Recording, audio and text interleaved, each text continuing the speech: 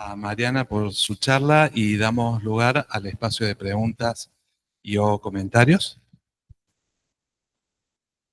Mariana, mil gracias por la presentación. A mí me encantan estos proyectos de visualización de redes y de manejo de datos en la historia.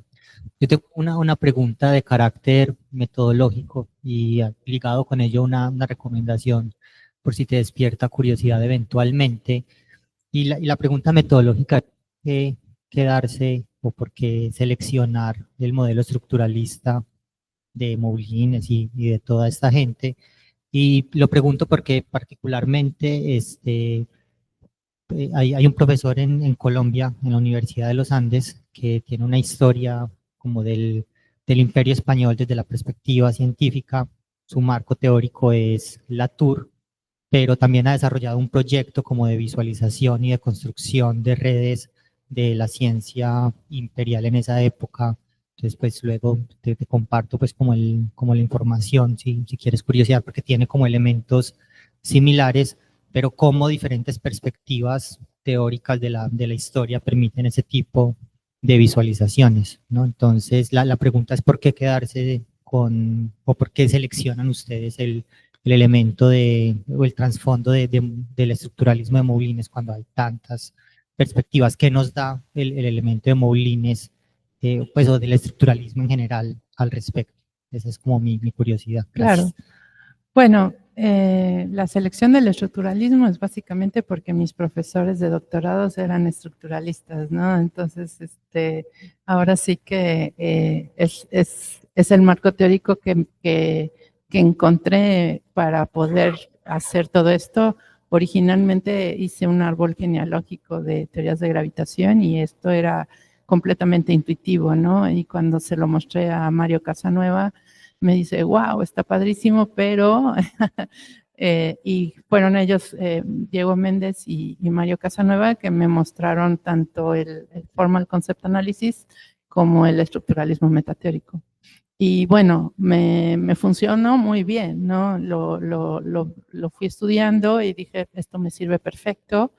No conocía este trabajo que me dices de Colombia, pero me interesa muchísimo echarle un ojo porque la verdad es que no he visto algo parecido con otros marcos teóricos filosóficos, entonces sí me interesa mucho lo que me dices. Pero claro, ya lo había pensado, sí, desde otras perspectivas posibles, ¿no? Y bueno, uno puede hacer sus contextos formales puede uno inventarse su propia clasificación, escoger sus objetos, sus atributos y demás, entonces pudieran ser afordancias o podrían ser, o sea, cosas extrañas, ¿no? Y lo que pasa es que sí hay maneras de verificar, no voy a decir la validez de los contextos, pero su consistencia, checando las implicaciones que se derivan de los mismos retículos y otras técnicas de clasificación. Entonces, pero me interesa lo que me dices, a ver si al rato me pasas bien el dato. Bueno, ¿algún otro comentario, pregunta bien breve? Sí. Hola, Mariana. Una preguntita sobre la base de lo que me parece, por lo menos para el extracto del background mío, me parece más interesante ver si aclaro algo más. Yo tengo la intuición de que esto avanzó algo con respecto a las viejas clasificaciones de los mendelianos y demás, cuando el estructuralismo atacó primero un álgebra de la biología, por decir, ¿está bien? Pero entre los cuatro que mencionaste al principio, más el caso de Diez, que después apareció en otra referencia, me parece que hay diferencias muy grandes. Por ejemplo, Balzer no es Moulines no es Segmüller. Entonces, cuando quiere apoyarse con un marco teórico, me parece que el riesgo que puede correr es que uno proyecte un pattern. ¿Está bien? ¿Un patrón? Sí, o sea, que uno fosilice una especie de patrón para clasificar, lo cual no es ni malo ni bueno, no es una crítica en absoluto. Simplemente es un problema metodológico de cómo uno hace una interfase entre la parte epistemológica propiamente dicha y la parte metodológica de aplicar, entre comillas, un algoritmo, ¿está bien? O alguna variante afín, un primo hermano. Entonces, esa es la pregunta que yo te quería hacer más bien desde la dimensión de la curiosidad de la parte epistemológica que hay detrás de esto. Porque, como vos conocés por esto y sobre todo por Mario y demás, ha habido grandes críticos sobre la reconstrucción de algunos estructuralistas de pedazos de la historia, por ejemplo, la mecánica clásica, por ejemplo, la termodinámica, etc. Entonces, bueno, Trussell, para dar un caso que debe ser muy familiar para vos, él no aceptaba para nada esto. Feyerabend no aceptaba tampoco. Entonces, me parece que no es ponerse en crítico del estructuralismo, sino es ver qué interfase productiva puede haber para estar objetivos tuyos de a lo mejor diseñar algún tipo de framework para analizar algún proceso. No me parece malo, esa es la parte que yo olfateo que tiene un cierto avance con respecto, por ejemplo, a Balzer. Sí, y te voy a decir que también yo en mi trabajo, o sea, conforme voy tratando de aplicar el Formal Concept Analysis al estructuralismo y viceversa, me voy encontrando justamente con problemas, ¿no? Sobre, por ejemplo, mismo las definiciones de especialización y teorización. Ellos argumentan que en las redes teóricas solamente se conforman nada más por relaciones de especialización. Yo encuentro que no, yo encuentro que hay relaciones de teorización y especialización en la conformación de las redes teóricas. Argumento que la presencia justamente de una teorización es contextual, es decir, depende de hasta qué tan lejos puedas llegar, ¿no? En tu selección de tu contexto formal. Entonces, dependiendo justamente del contexto, es si entra un dominio nuevo o no, pero si me dicen, no, es que ese dominio ya existía de antes, viene de otro lado, bueno, sí, pero ese otro lado no lo has metido al contexto, entonces no va a aparecer, ¿no? Entonces hay muchas discusiones por ahí, en mis redes aparecen nodos distintos o nuevos que no aparecían en las redes teóricas. Yo considero, por ejemplo, que la presencia de constantes fundamentales son teorizaciones, son cosas que vienen desde la naturaleza, que se nos está imponiendo desde la naturaleza y que para mí es una teorización el meterlas dentro de las ecuaciones y creo que los estructuralistas no lo consideran así. O sea, estoy dialogando y tratando de tener como una especie de experimento teórico, ¿no? De, bueno, vamos a poner a prueba el marco teórico estructuralista con estos experimentos de visualización que nos proporciona el Formal Concept Analysis. Entonces, sí, es un diálogo y es una discusión con el estructuralismo y bueno, esperemos que dé un poco de frutos. Bueno, lamentablemente no tenemos más tiempo. Seguimos en el Nos café hemos seguro. retrasado, pero muchas gracias. Bueno, le agradecemos a Mariana nuevamente.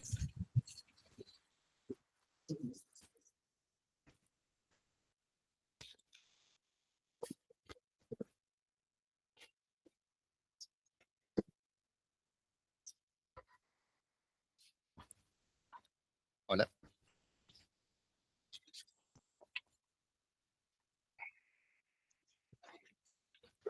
Bien.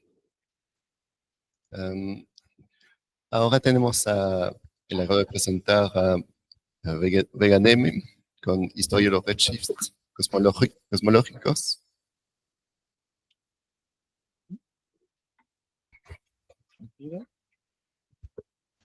Hola. Sí, es más fácil. ¿Está bien? Sí.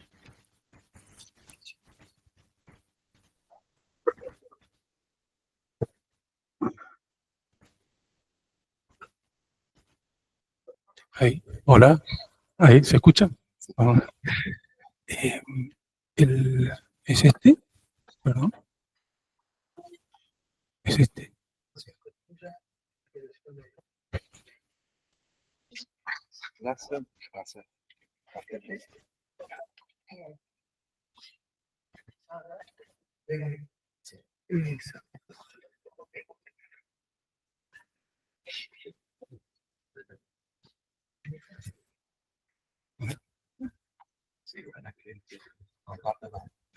El PDF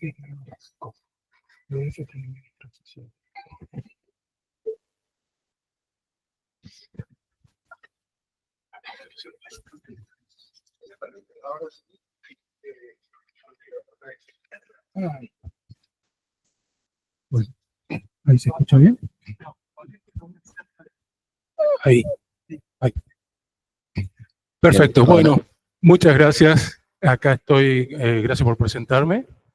Sí, bueno, te presento de nuevo. Ok. Acá, ahora a continuación empezamos con Veganeme, historia, shifts, cosmología o prehistoria. Acá tiene. Así es. Bueno, muchas gracias de nuevo. Yo soy Luis, yo soy astrónomo, es decir, que voy a hablar más que nada de cositas astronómicas. Admito que no estoy, digamos, no soy ningún experto ni nada en temas de epistemología, tampoco en historia. Sin embargo, la parte histórica es la que me ha interesado mucho. Entonces voy a comentar algo sobre lo que se conoce como, digamos, el preludio de lo que es, de lo que fue el gran debate entre, con respecto al tema de universos e islas y todo el tema de la naturaleza de lo que se llamaban en este momento nebulosas. Pero lo que más me llamó la atención, y casi que estaba a punto de cambiar el título del trabajo, es el gran aporte que ha hecho acá. A ver ahí. Ahí paso, sí. Entonces, el gran aporte que ha hecho Slipher, Vesto Melvin Slipher, que por cierto, dentro de unos días, el 8 de noviembre, se cumplen 56 años de su fallecimiento, y el 11 de noviembre, el martes que viene, se cumplen 150 años de su nacimiento. Entonces, Vesto Slipher, aquí de joven, más grande, acá está con su hermano, también un muy buen astrónomo. Me voy a referir a Slipher como, digamos, la persona en cuestión. Esta persona ha contribuido muchísimo desde el punto de vista espectroscópico, desde el punto de vista observacional. Como yo soy astrónomo observacional y me interesa y trabajo en la astronomía, en espectroscopía de galaxias, entonces siempre rescaté la figura de Slipher, FAD y todos los precursores de lo que se conoció después como Redshift cosmológico, y que sirvieron de marco teórico para lo que es el modelo actual. Entonces, las contribuciones importantes de Slipher han sido principalmente la espectroscopía. Entonces, desde el punto de vista técnico, fue indudable su aporte. No sé si voy a tener tiempo de hablar de eso, pero lo más conocido son las determinaciones de velocidades radiales y todo lo que eso implicó para el conocimiento de lo que se llamaron en ese momento universos islas, o ahora sabemos que son las galaxias, ¿no?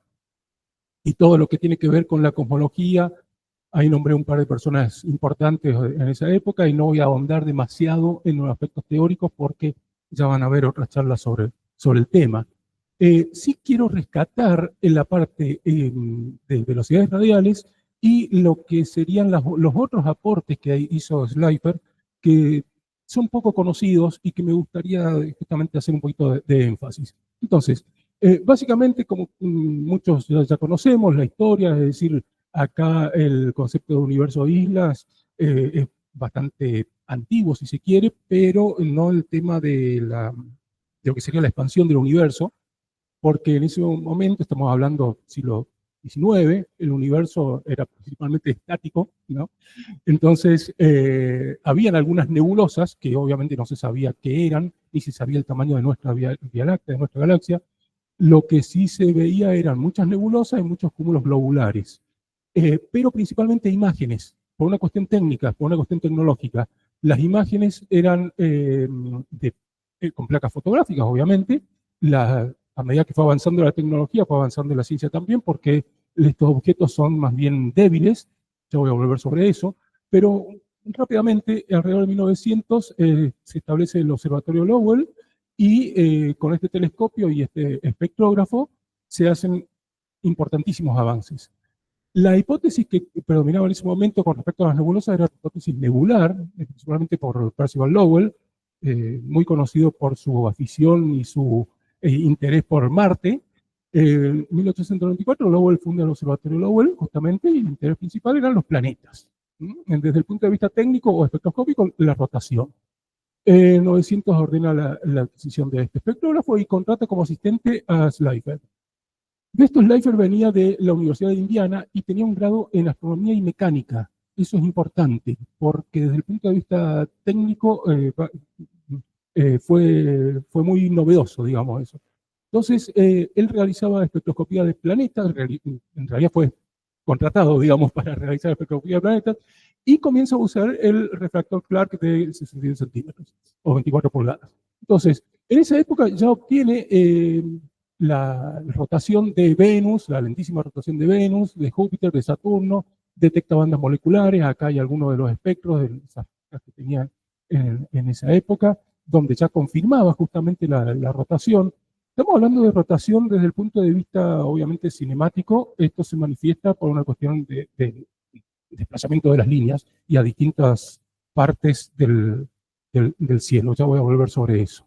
Pero bueno, también habían algunas controversias, había una cierta controversia en esa época sobre lo que era la naturaleza de la atmósfera de Marte, ¿sí? Que era, se pensaba que se podía detectar el vapor de agua. Bueno, la verdad que había muchos aspectos sobre eso y sobre observaciones estelares. De hecho, el espectrógrafo era principalmente destinado a temas estelares por una cuestión de brillo, ¿no? Las nebulosas, sin embargo, tienen muy bajo brillo superficial y, por tanto, lógicamente deducía Slipher que sus espectros también iban a ser bastante débiles. Acá tenemos estos rescatos de las clases que he dado, lo que es el esquema básico de un espectrógrafo, donde tenemos el objetivo del telescopio, la ranura, el colimador. Hasta acá todo viene en el sentido de que no se puede cambiar, o sea, necesitaríamos un telescopio más grande o de acá hacia la derecha, es decir, el dispersor y la cámara, modificarlos de alguna manera.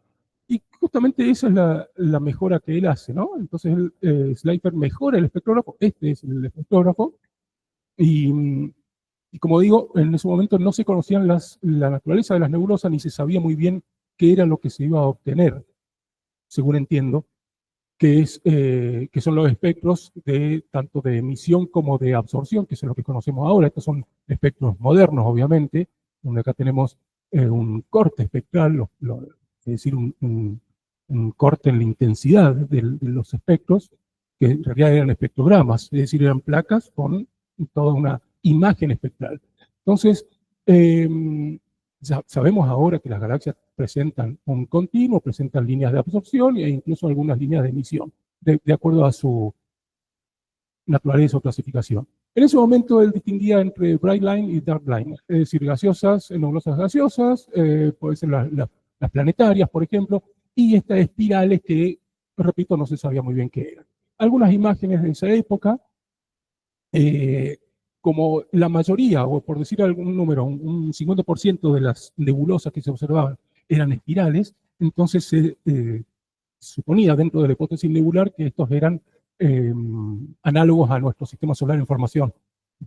Entonces, es interesante y muy loable pensar así, ¿no? Pero el tema es que realiza alteraciones en el espectrógrafo, y para eso técnicamente tendría que comentar que lo que se conoce como la velocidad de un espectrógrafo o un telescopio tiene que ver con el flujo de energía, ¿sí? Básicamente es cuán concentrada va a estar la energía en la placa fotográfica, que tiene que ver con el brillo superficial, que dijimos que es poco, bajo, digamos, con el ancho de la ranura, la dispersión e inversamente proporcional focal de la cámara al cuadrado. Entonces, él realiza estas propuestas, ¿sí? Y cambia justamente, cambia la cámara, entonces logra una razón, un ratio, digamos, una razón entre las razones focales de unas 30 veces más luminosidad, es decir, más velocidad. Y para después analizar las imágenes espectroscópicas, utiliza este espectro comparador, utilizando como referencia a Saturno. Luego de todo esto, y lo más importante quizás de esa época, del resultado más importante espectroscópicamente de esa época, fue el espectro justamente de Andrómeda, que es este que está ahí al medio, porque los otros dos son espectros de lámparas de comparación. Esto es de 1912, ahí está, y con esa configuración que nombré recién, obtiene espectros de M31, varios espectros, pero en particular en esa época, en esa fecha, de alrededor de 284 kilómetros por segundo, luego de casi 7 horas de exposición. Y acá hago la salvedad como astrónomo observacional que cuesta mucho hacer integraciones largas y muchísimo más en esa época donde las placas fotográficas se tenían que exponer durante varias horas, hacer un seguimiento muy preciso con el telescopio y si faltaba la observación, obviamente se faltaba la placa y se tenía que hacer de nuevo. Y a veces las exposiciones no eran de 4, 5, 6 horas, sino de 30, 80 horas, y por lo tanto se tenía que cerrar y volver a exponer a los otros días. Entonces conocemos la dificultad de obtener todo esto. Hago énfasis en ese trabajo. Las velocidades radiales, me voy a referir a BR, por brevedad, las BR de las nebulosas son mucho mayores que las velocidades de las estrellas. Eso ya le da un indicio a Slipher de que acá estamos teniendo algún objeto o una clase de objeto un poco diferente de los estelares. Y otra cosa que obtiene es que los espectros están desplazados, tanto en el azul como en el rojo, pero en el azul es menos la mitad que en el rojo.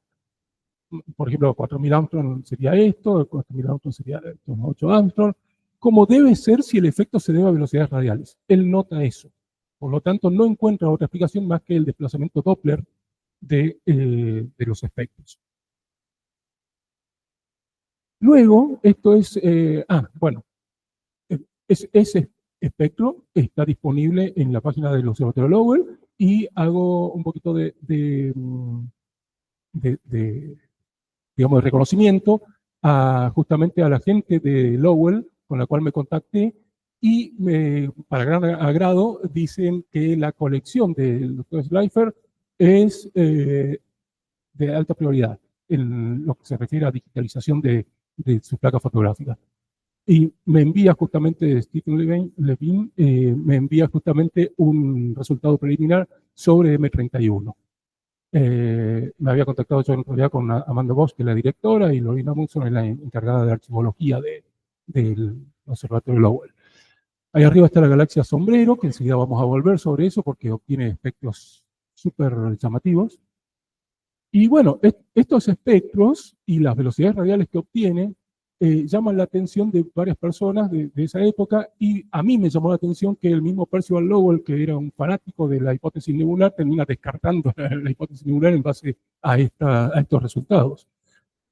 En esa época, estamos hablando hace 110 años, justamente el reconocimiento fue bastante unánime casi, ¿sí? Por lo cual me llama la atención por qué 10 años después no se había tenido en cuenta o quizás no se lo reconoció tanto al aporte de Slipher para lo que se refiere a la expansión del universo y universos islas, o sea, galaxias, todo lo que sabemos después de 1926. Bueno, muchos otros espectrogramas que obtiene Slipher dan como resultado velocidades radiales positivas, a diferencia de M31. Aquí puse con mis letras, digamos, que acá este es un satélite de M31 para el cual obtiene valores negativos. Sabemos que son galaxias de nuestro grupo local, sin embargo, los otros obtienen velocidades positivas y estos son los valores actuales, ¿sí? Aquí donde dice small, por ejemplo, es 79 actualmente, ¿sí? Donde dice small, acá alrededor de menos de 500 kilómetros por segundo. Y bueno, para esa época ya hay conocido unas 10.000 nebulosas con estimaciones estimaciones muy conservadoras de que sean más de 120.000. Es decir, estamos hablando de que la gente ya pensaba que había casi 1 millón de galaxias, aunque todavía no estaba establecida la naturaleza. Estas son velocidades radiales que publica. Y bueno, acá está lo que comentaba sobre la dificultad de obtener todos estos espectrogramas. Posteriormente han sido reproducidos todos estos resultados por estos autores. Wolf estaba en Alemania, creo, bueno, varios otros. Entonces, no era solamente una sola persona, porque de hecho Eddington en algún momento había dicho que tenían que corroborarse estos resultados, pero acá ya habían algunas corroboraciones justamente independientes. Unos comentarios sobre un importante paper que encontré justamente de 1917, habían dos. Dice que justamente las velocidades radiales de estas nebulosas son unas 30 veces mayores que las estelares y que cualquier otro objeto conocido. Por lo tanto, ya empieza a hablar de estas nebulosas como una clase de objeto en sí mismo. Luego comenta, también importante, que justamente están, digamos, como apartándose de la Vía Láctea y que están localizadas más que nada en las regiones polares, ¿sí?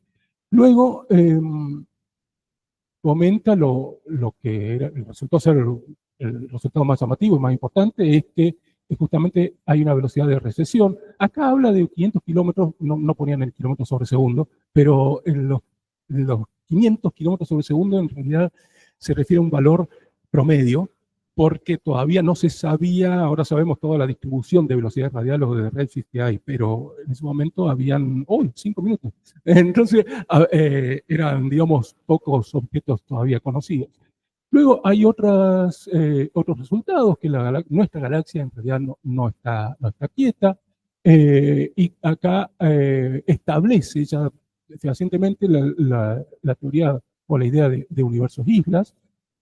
Continúa con otros trabajos, justamente con unas velocidades muy, muy altas también, y luego, bueno, invariablemente positivas, es decir, ya tenemos un tema muy importante. Acá me gustaría, el poco tiempo que tengo, me gustaría comentar algo llamativo, que es, esto es una portada, o no una portada, una página del New York Times de esa época. El New York Times, en 1921, nota de color, 19 de enero de 1921, comenta los resultados sobre NGC 584. Obtiene 1100 millas por segundo, es decir, 1770 kilómetros sobre segundo, y hace notar esto justamente. Fíjense lo interesante de sus deducciones, que dice que si tuviera el mismo tiempo de formación esos objetos que la Tierra, entonces estos objetos moviéndose a esa velocidad estarían a una cierta distancia. Esa distancia, más o menos, bueno, ahí me equivoqué, en realidad es 584, me equivoqué, ese 5 no es, pero bueno, para ese objeto justamente detecta esa velocidad de recesión, y haciendo algunos cálculos que para esa época se pensaba que la Tierra tenía alrededor de 3.000 millones de años, más o menos 1.000 en ese momento, y con esta velocidad entonces deduce, lo que tuvo en mente y no lo escribió ahí, es que la distancia sería de 20 millones de años luz. Entonces ya estamos hablando de su concepción mental de distancia de esa época, que era diferente de lo que imperaba en ese momento, ¿no? La distancia actual es en realidad de 20 megaparsecs, es decir, 65 millones de años luz. Bueno, en fin, hay un gran reconocimiento y hay algunos trabajos que justamente se preguntan esto, para la redundancia, esta pregunta retórica. ¿Por qué todavía habían dudas sobre la naturaleza de las nebulosas, dado todos estos trabajos que estoy comentando o resumiendo? Habían algunas malinterpretaciones. Acá Van Manen había medido incorrectamente movimientos propios de las estrellas nebulosas, lo cual influenció a su vez en Shapley. Un comentario de color: Shapley en realidad en algún momento pensó que efectivamente todos estos objetos estaban fuera de nuestra galaxia, y Curti en algún momento también pensó que esos objetos estaban dentro de nuestra galaxia. O sea que la cosa no fue tan binaria o tan blanco-negro como se ha visto después. Pero bueno, hay muy buenos aportes de Ken Freeman, de Robert Smith sobre el tema, así que no voy a comentar sobre eso. Muy buenos aportes acá de Marcus, Lauren Amundsen, la encargada de archivología de Lowell, y otros autores de Lowell, que justamente comentan a los papers más importantes de Slipher en lo que se refiere a la recesión de las galaxias espirales y a digamos, a la idea de galaxias en sí, es decir, de universos Higgs. Bueno, justamente, acá está el crédito es de Marcus, que analizan, lo publican, el manuscrito que no había sido publicado por Slipher. Es muy, muy lindo ver eso, justamente. Bueno, no sé si tengo tiempo. 2 minutitos. En 2 minutitos yo quisiera hacer énfasis no énfasis, pero sin comentarios sobre algunos aspectos que encontré de Slipher que no han sido muy bien explorados en la literatura. Por suerte ha habido un gran reconocimiento sobre su aporte cosmológico y sin embargo encontré interesantes aportes o deducciones sobre la rotación de las nebulosas. La rotación de las nebulosas básicamente es que las líneas, espectroscópicamente hablando, es que las líneas espectrales están inclinadas. Entonces, al estar inclinadas, uno se da idea de que a distintas distancias del núcleo de la galaxia hay distintas velocidades radiales, sobre todo dentro de la interpretación cinemática, la cual resultó ser cierta, ¿no? Entonces, haciendo una esquemita con una imagen más moderna y poniendo mis interpretaciones de lo que él decía, justamente acá señalo el eje de rotación, bueno, primero que nada, la ranura que ha dispuesto él de esta manera. Luego, comenta cuáles son las velocidades que obtiene más o menos a 1 kiloparsec. Ahora sabemos que, perdón, a 1 minuto de arco. Ahora sabemos que son más de 4 kiloparsec. Pero en ese momento decía, bueno, a una cierta distancia hay una cierta inclinación y por lo tanto me da una cierta velocidad diferente de un lado que de otro. Y uno se está alejando y el otro está acercándose. Es súper importante que él no solamente veía velocidades radiales de estos objetos, principalmente de alejamiento, sino que también veía rotación. Obtenía rotación, obtenía también indirectamente la presencia de polvo en las regiones ecuatoriales de la nebulosa y por lo tanto deducía justamente digamos, una cierta simetría y eje de rotación de las galaxias.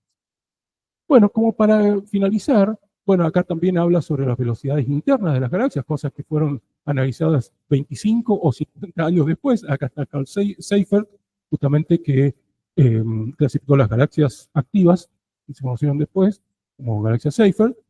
Y los comentarios finales que puedo hacer son que el trabajo de Slipher fue esencial no solamente en el tema cosmológico, sino también en otros aspectos de las galaxias en sí.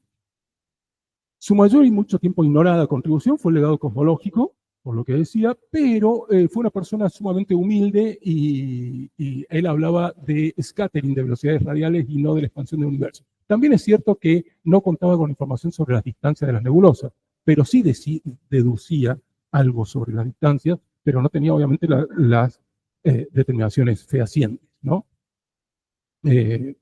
Bueno, después si alguien quiere hacer un clic aquí en esto, hay mucha información sobre muchas cartas, comentarios, un diálogo epistolar entre Slipher y Hubble, cosa que Hubble luego no reconoció mucho.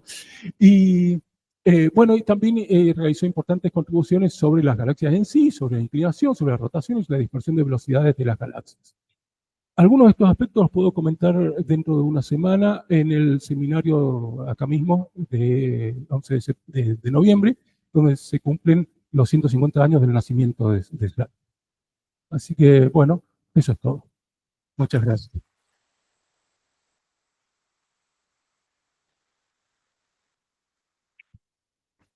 Muchas gracias, Luis. Ahora, preguntas, tenemos algunas. Bueno, muchísimas gracias, Luis. Excelente la presentación, muy buena. Yo me quedé con una duda, digamos, respecto al estudio exploratorio, digamos, que hiciste en todos los artículos presentados de Slipher, quien fue un personaje de muchos otros que estaban o abogaban a favor de la teoría de los universos islas por un lado o el modelo de la gran galaxia de Shapley por el otro.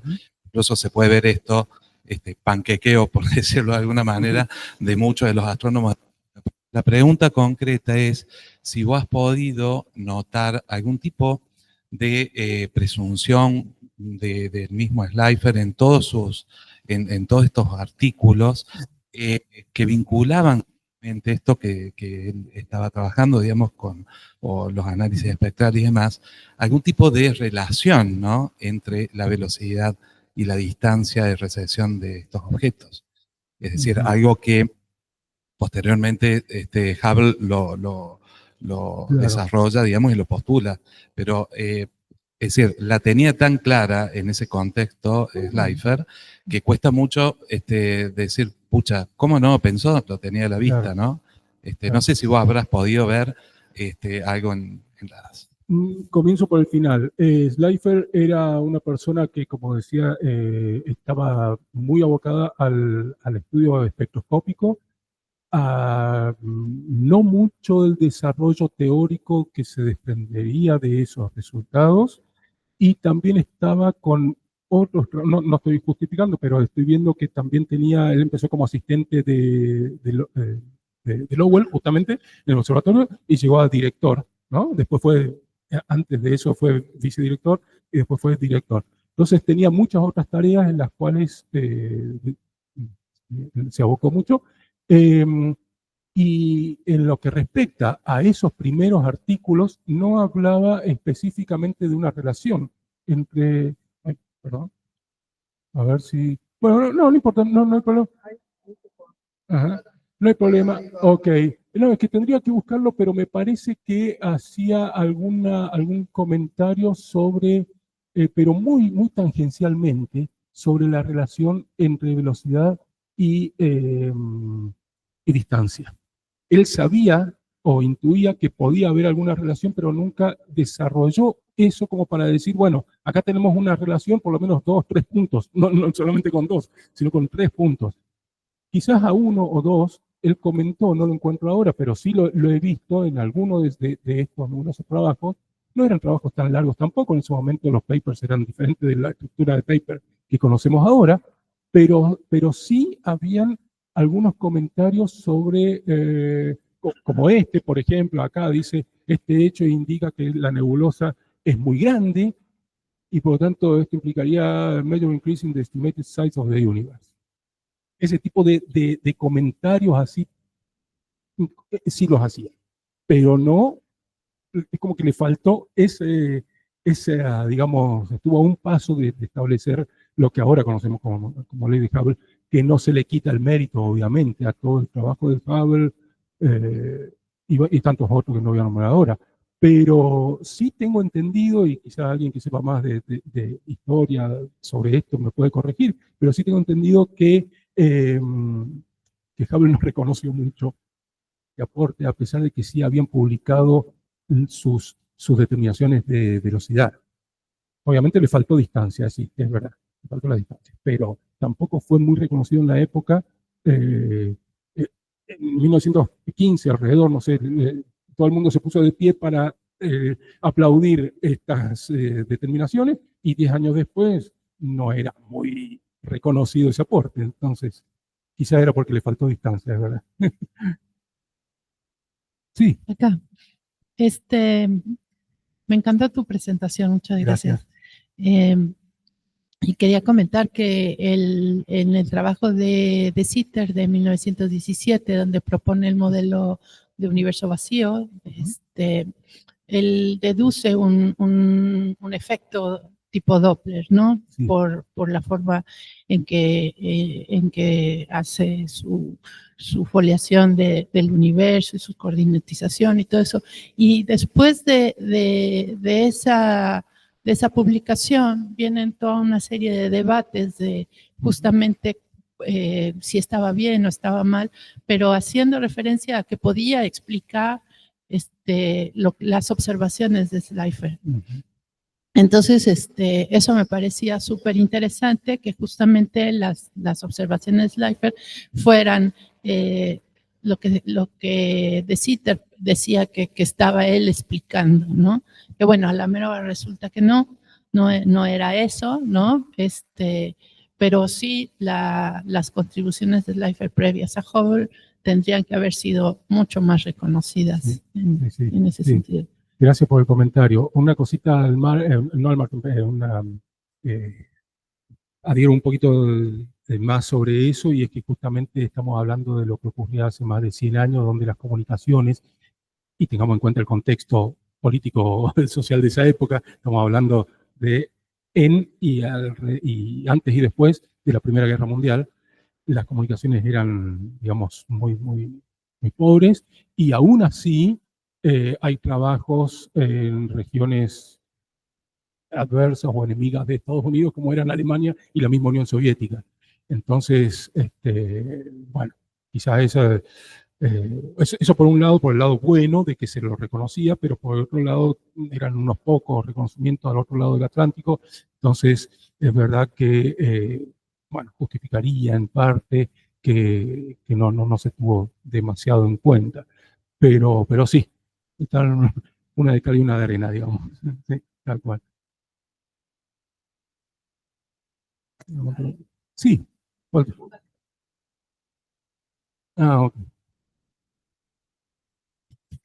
Perdón que sí, vale. Entre una de las imágenes que pusiste, pero muy al pasar, Sí. aparecía un comentario sobre Eddington, que Ajá. toma algunos datos Sí, de justamente. Slifer y lo incluye. Ahí está eso. Acá.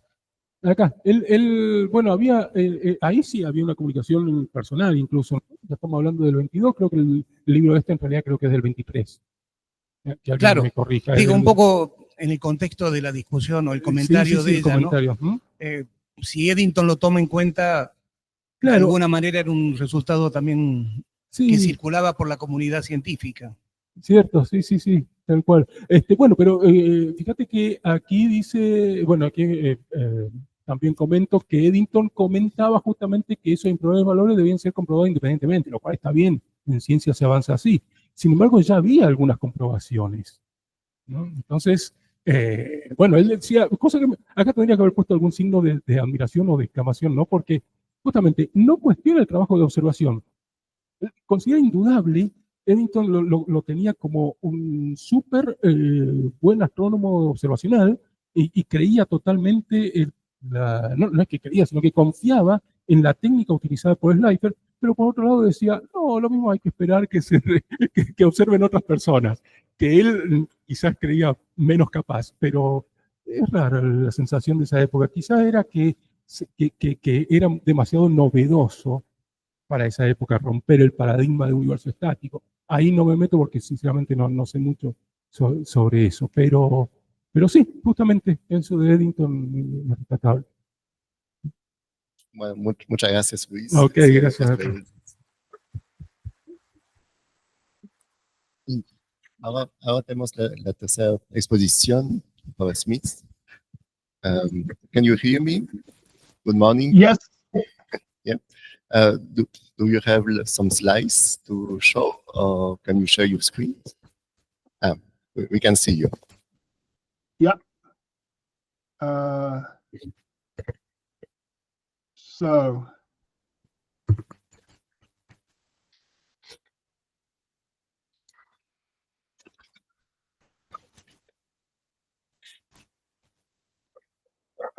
I sent the slides to Maxi yesterday, so I believe Maxi has a copy of the slides.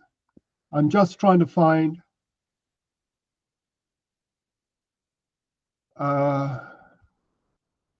where I would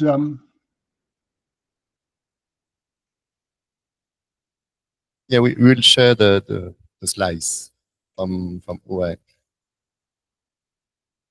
So do you have the slides there? Yes, we have them. We will share them. Yeah, I seem to have a trouble linking to the shared slide. So if I just say next slide, please, that would work. Would that be okay? Yeah.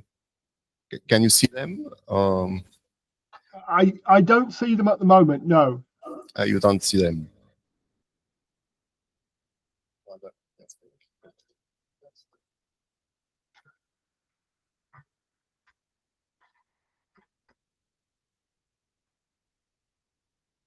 Yes. Can you see them now? Yes, I see them now. Thank you. Perfect.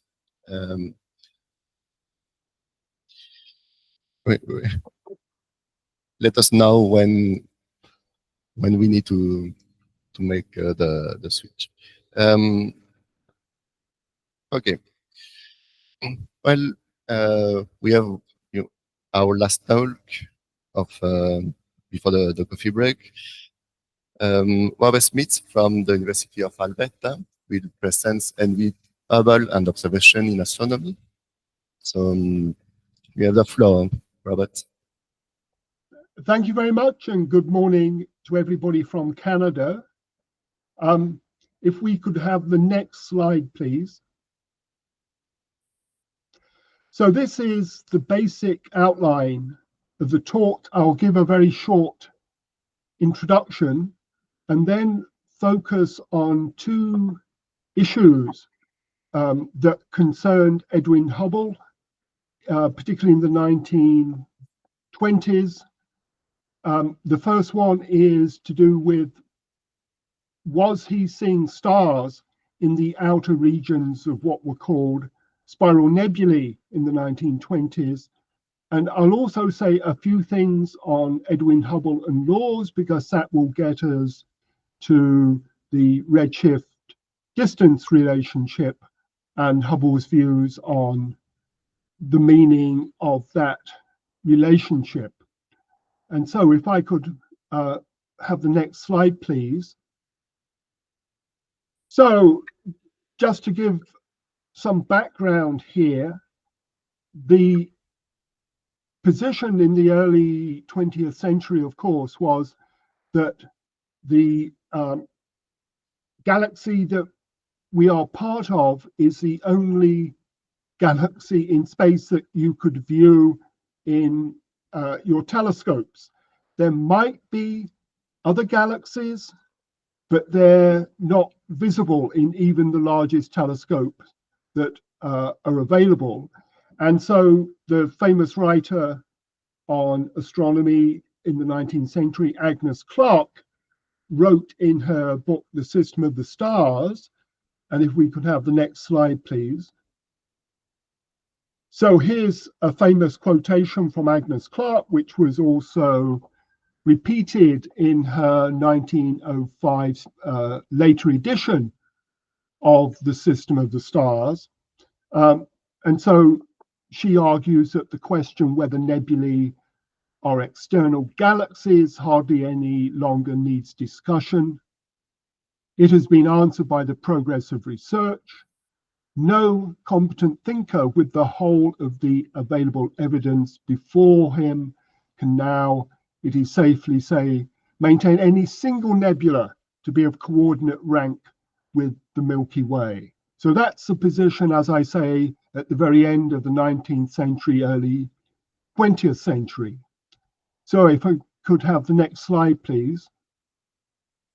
And so this is a representation from a little bit earlier of what is sometimes referred to as the one galaxy universe, where we have the nebulae surrounding our galaxy, and at the end of the 19th century, early 20th century, the galaxy was regarded as typically maybe 10,000 light years across. That was a typically quoted size. Sometimes it was regarded as a little bit larger, sometimes a little bit smaller. So if we go on to the next slide, please. And it's also worthwhile, I think, keeping in mind this quotation from George Darwin from 1905. And George Darwin, of course, was a son of Charles Darwin, but he was also a very distinguished astronomer and geophysicist. And lecturing in 1905, he said, was it not as futile to imagine that humans can discover the origin and tendency of the universe as to expect a housefly to instruct us as to the theory of the planets. And of course, that quotation will be completely undermined within 2.5 decades, because by the end of the 1920s, of course, we've got various ideas in play to do with people who do think they can talk about the origin and tendency of the universe. So if I could go on to the next slide, please. So my focus is now going to turn to the young man in the back row of this shot of the staff and astronomers at the Yerkes Observatory. The young man we're interested in, this is a shot from 1914. The young man we're interested in is wearing the bow tie in the back row there in the center. And so that is Edwin Hubble, because I think he's generally regarded as the leading observational cosmologist of the early 20th century. And so we'll be looking, as I say, in particular at two issues that he was engaged with in the 1920s and early 1930s. So if we could have the next slide, please. And the first issue concerns what were called nebular condensations. So this is a photograph taken at Yerkes, in fact, by George Ritchie, who was a famous optician, who was, of course, active not just at Yerkes, but later at Mount Wilson, and plays an enormously important role in terms of the development of the 60-inch reflector at Mount Wilson, and then the 100-inch reflector at Mount Wilson. But this is an image of M33 secured with a 24-inch reflector at Yerkes, and it is pretty much the state of the art. Whoops, if we could go back one, please. If we could go back one slide there, thank you. And so the issue that Hubble was grappling with early in his career is, what are the objects in the outer regions of spirals, like this spiral M33? They were called nebular condensations. Were they stars or not? And so if we go on to the next slide. So this is a later image of M33. This is Ritchie with the Mount Wilson 16-inch reflector over 3 nights of observing. And Ritchie was regarded as the best astronomical photographer early in the 20th century. And he was securing plates like this for Hubble to examine, and other Mount Wilson astronomers to examine. The famous case of Van Maanen and the internal rotations, supposed internal rotations of spiral nebulae.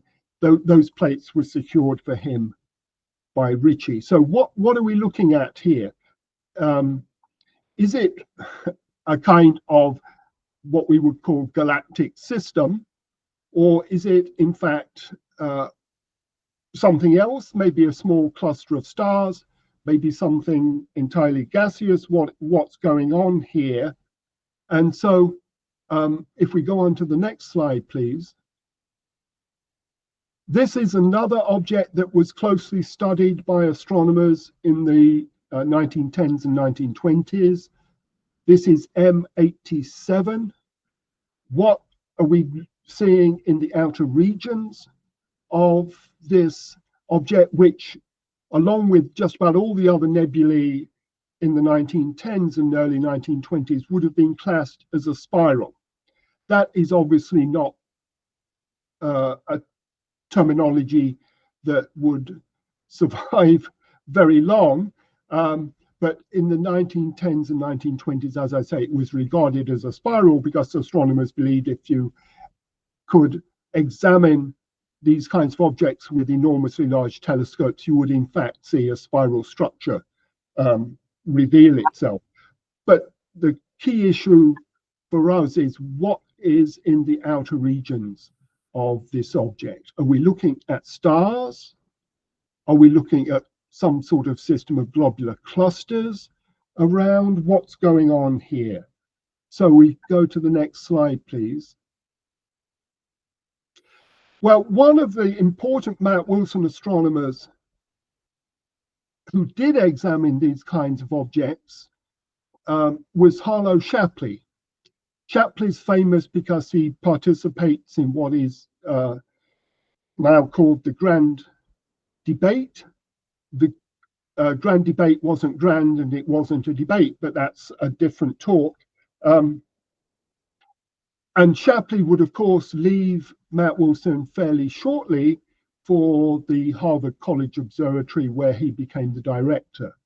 So his views on these nebular condensations in spiral nebulae, his views in 1919, where he believes, as he puts it here, with one or two possible exceptions in the secondary nuclei in spiral nebulae, they are so distinctly nebulous that they cannot be considered individual stars. Even, he says, in Messier 33, probably the most conspicuously nucleated of the brighter spirals, it is easy on large-scale plates, and those were plates taken by Ritchie, it is easy on large-scale plates to distinguish between the supposed stellar images and the softer nebular condensations. So that's Shapley, 1919. And if we go on to the next slide, please. Now, Hubble's position was quite different. Hubble was inclined to the island universe theory, even as a graduate student.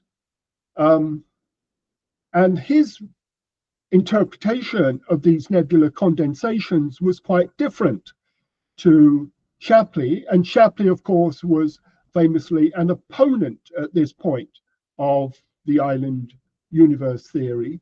And so in examining, for example, the objects around M87, writing a letter to Shapley, Hubble says his preference was to call them stars until they may be definitely shown not to be stars. So this is a very different position to Shapley's. I believe they are stars, but would not care to argue the point or to use this conclusion as a basis for speculation until better plates have been obtained. In his view, the stars begin where the nebulosity ends. And if we go on to the next slide,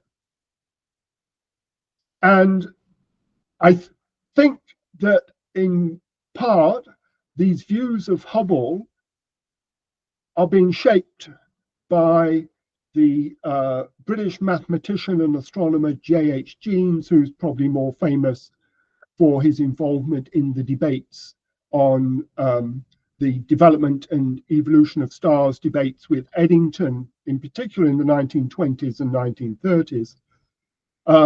And he, I think, influenced Hubble to see objects like spiral nebulae in his terms, Jeans's terms, where you have the formation of stars in the outer regions of the spiral nebulae, so that there is a continual shift between the region of nebulosity and the region where there will be stars. And Hubble was certainly, as I say, extremely impressed with Jeans. He refers to Jeans's theory, for example, when he was developing a classification scheme in the 1920s. Hubble's thesis had in fact been on the classification of nebulae, what we would now refer to as galaxies. But writing in 1926, Hubble says Jeans's theory might have been used both to interpret the observations and to guide the research. It should be borne in mind, however, that the basis of the classification is descriptive and entirely independent of any theory. Well, lots of other astronomers disagreed with Hubble there, and they thought that Hubble was not being independent of theory. And so when Hubble proposed his classification scheme to the International Union, they rejected it because it should, in their view, indeed be independent of any particular theory. But Jeans has a very big influence, as I say, on Hubble and how Hubble sees these nebular condensations. So if we go on to the next slide, please. And so Hubble is motivated to examine the nebular condensations in the outer regions of spirals.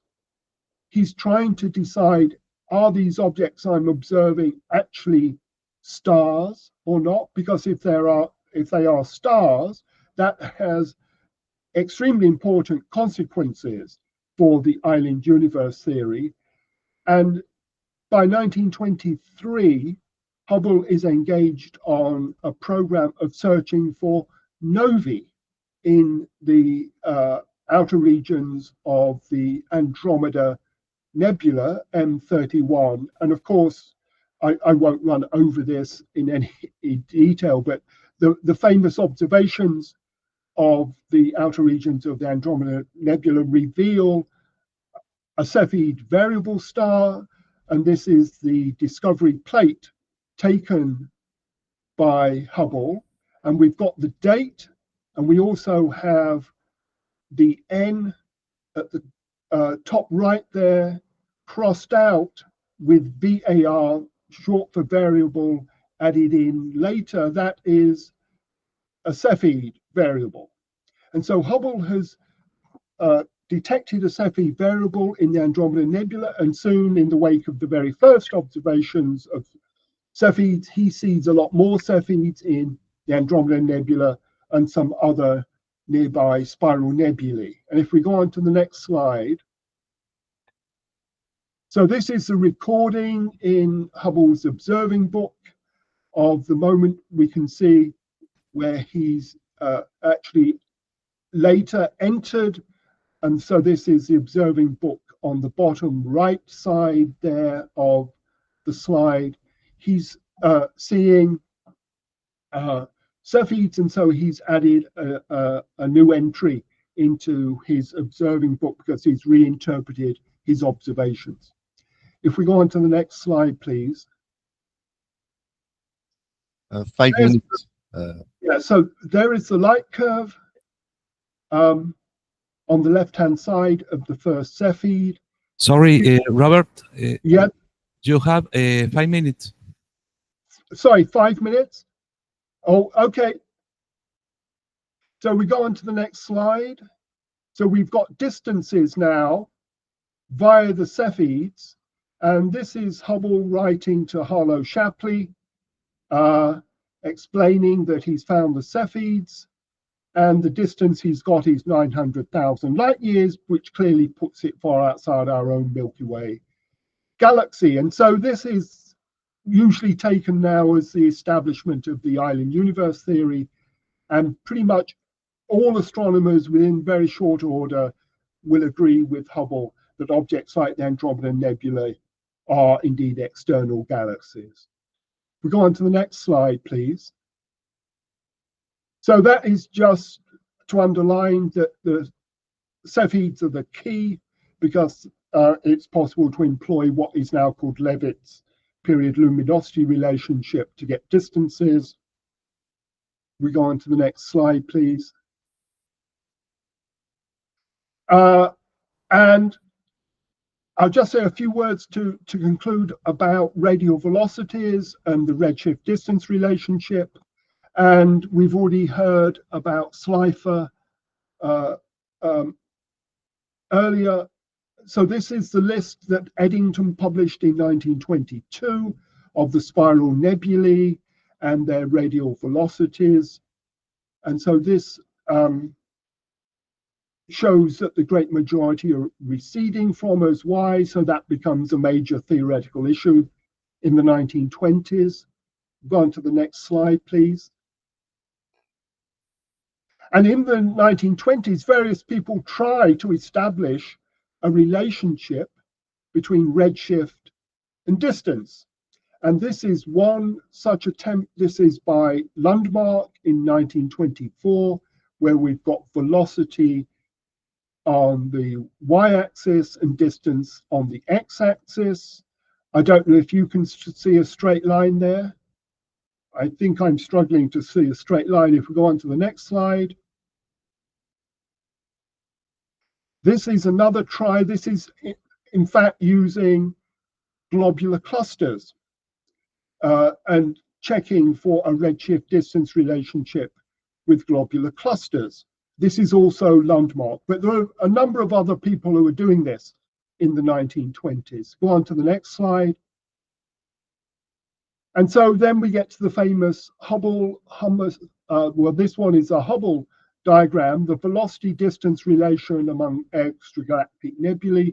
This is 1929. And we always have to remember when Hubble refers to velocity, he means apparent velocity. He never argued that the redshifts are velocity shifts. And we'll come to that again in a moment. I'm going to the next slide. This is the Hubble-Humason plot of redshift against distance, 1931. The earlier results that we saw, the 1929 results, are on very near the origin. They're the black dots. So by 1931, just about everybody has accepted there is a relationship between redshift and distance. And we go on to the next slide. An important point is that for Hubble, the redshift distance relation was a law. This is how he viewed it. The linear nature of the law had survived repeated tests, and so he regarded it as, or he could express it in the form I've got on the slide there. Out to a certain limiting distance, redshifts are an approximately linear function of distance. Beyond the limit of the observations, the form of the function or relation is speculative. We go on to the next slide, please. So I've argued this in a recent paper, and the point is that Hubble believed he had discovered a law with the redshift distance relation. Other people were arguing for an expanding universe, but the expanding universe was just a temporary working hypothesis in his view, and it had not yet been established. If we go on to the next slide. So here's Hubble writing in 1937. He says, we've got a choice. Our exploration of what he calls the sample of the visible universe, in his view, seems to force upon us a choice between a small, finite universe where we've got the redshifts interpreted as Doppler shifts, the standard velocity interpretation, or a universe indefinitely large plus a new principle of nature. He reckoned that the familiar interpretation of the redshifts as velocities led to what he terms a strange and dubious universe.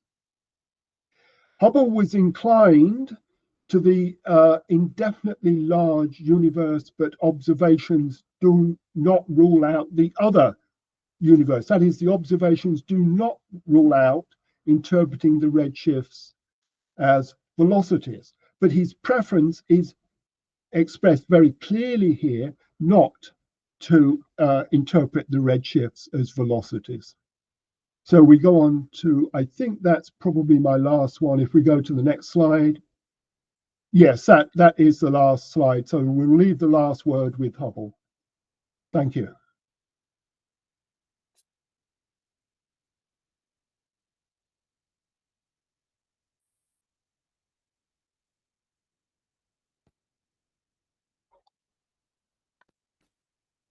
Thank you very much.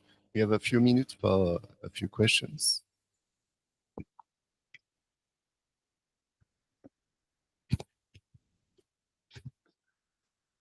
Yes, hello.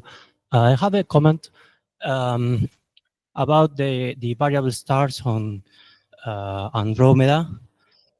Short time ago, we were talking in a group about this, and some folk on Harvard say, "Hey, we did it first," because 1907, Henrietta Swan Leavitt observed or maybe detected some variable stars on small Magellanic Cloud from a Peruvian observatory of on plates. So I wonder if you have some comments about the methods that Miss Swan Leavitt used it, and if they se aportaron al trabajo de Hubble, and how did they make a contribution to the Hubble works? Yeah, I think that certainly Henrietta Leavitt's work on the what will become called the period luminosity relationship. At the time, it was the luminosity period relationship, but her work is absolutely fundamental. I think it provides a method of determining distances, which at the time was regarded as far more accurate in terms of determining distances to something like, say, the Andromeda Nebula than other methods that were available. The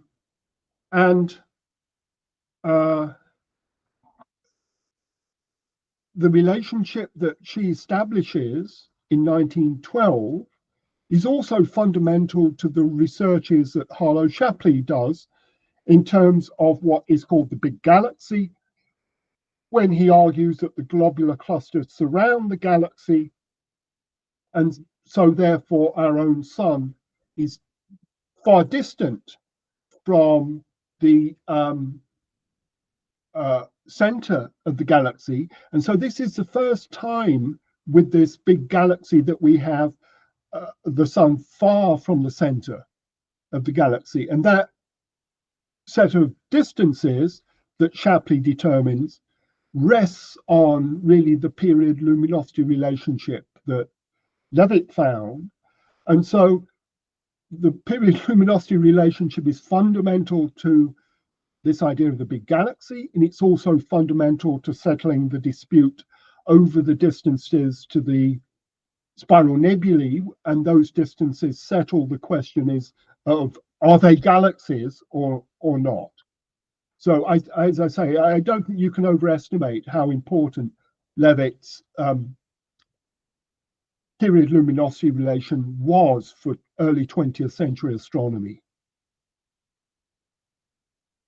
Thank you. We have a question in the chat. Why are Europeans claiming to add Lemaitre name changing the love to Hubble? Lemaitre has theorized about the expanding universe. Hubble proved that observationality. That's the question of Horacio Dotto. Right. Well, the International Astronomical Union voted to change the name of Hubble's law to the Hubble-Lemaitre law. And in part why they did that, let me mention a paper I wrote with Helga Krag. We wrote that in 2003, and if anybody would like a copy of that paper, I'd be very happy. Just send me an email. I'd be happy to send that on. In that paper, we addressed the question, who discovered the expanding universe? That's actually the title of the paper. And in the case of Hubble, can you discover something if you don't believe you found it? Because Hubble does not believe that the redshifts are in fact velocities. He thinks it's possible, but it's not been established. And also Lemaitre's researches in the late 1920s mean that he's got the concept of, clearly got the concept of the expanding universe. Hubble believes he has established a law, and that law is the relationship between redshift and distance, but he doesn't have an interpretation of the redshifts as velocities, definite velocities, which is why he refers to the velocities as apparent velocities. So that's why that quotation I gave at the end from one of his writings in 1937, where he's skeptical of the interpretation of the Doppler shifts as, the interpretation of the red shifts as Doppler shifts. May I add a comment? Yes, you can do a few minutes. Yes.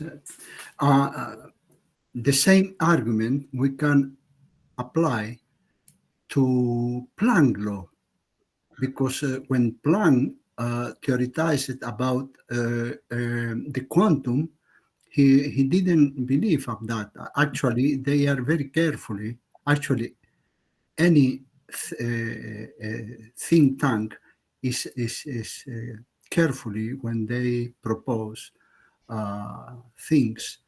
And I think that Hubble is the same example, actually.